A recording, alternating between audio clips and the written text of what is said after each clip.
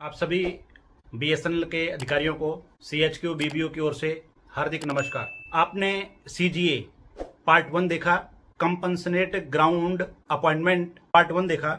उसमें आपको बताया कि डीओपीटी की गाइडलाइंस के मुताबिक बीएसएनएल टोटल वैकेंसी का 5% वैकेंसी कैलकुलेट करता है, जो कि कंपनसेट ग्राउंड अपॉइंटमेंट के लिए रिजर्व रखी जाती हैं। उसके बाद आपको एक जानकारी मैंने बताई थी कि वेटेज पॉइंट 55 वेटेज पॉइंट के हिसाब से जिनका 55 पॉइंट वेटेज पॉइंट होते हैं उनको एलिजिबल किया जाता है। अब वेटेज पॉइंट कैलकुलेशन का तरीका क्या है? 21 अप्रैल 2016 को कंपनसेट ग्राउंड सीजीए रिवीजन इन वेटेज पॉइंट में जो आया है उसके अंदर आपको लेटर ये आपकी स्क्रीन पर दिखाई दे रहा है, आप इसको अच्छी तरह से पढ़ें।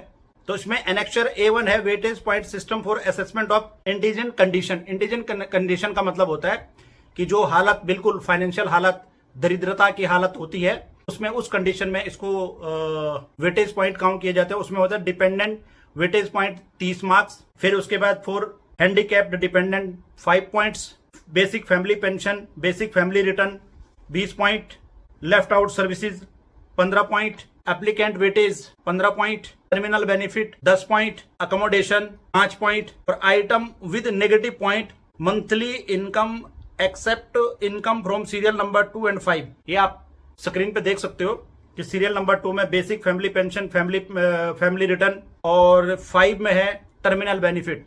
टर्मिनल बेनिफिट मतलब जैसे कोई डेथ हो जाती है तो DCRG, GPF, EPF, leave encashment, pension contribution, commutation, CGHS, GLIS, all life insurance policy, ex gratia payment मिला करके अप टू 2 लाख से लेकर और 20 लाख एंड अबव के अलग अलग पॉइंट्स हैं। तो इस तरीके से पॉइंट्स को कैलकुलेट करके वेटेज बनाई जाती है। उसके बाद एनेक्चर 1B में है डिपेंडेंट वेटेज पॉइंट है।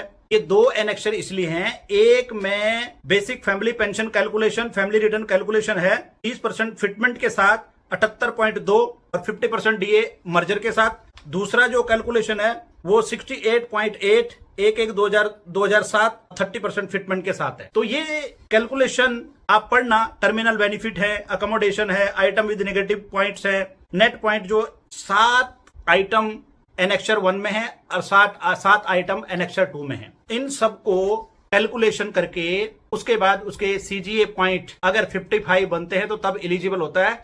अगर 55 पॉइंट से एक भी पॉइंट अगर नीचे होता है तो वो पॉइंट जो है वो एलिजिबल नहीं होता है सीजीए अपॉइंटमेंट के लिए। तो इसलिए आप वीडियो को शेयर, लाइक, कमेंट जरूर करें। और इसके अलावा आप इसको कंटिन्यूटी में देखें कि बीएसएनएल में जो अभी तक सीजीए अपॉइंटमेंट कब तक हुई है, कब से पेंडिंग है, क्यों पेंडिंग है, केस आगे क्यों नहीं हो पा रहे हैं, उसका सभी विस्तृत कारण सहित विद डॉक्यूमेंट प्रूफ के साथ मैं आपको बताऊंगा। इसी के साथ जय हिंद, जय भारत।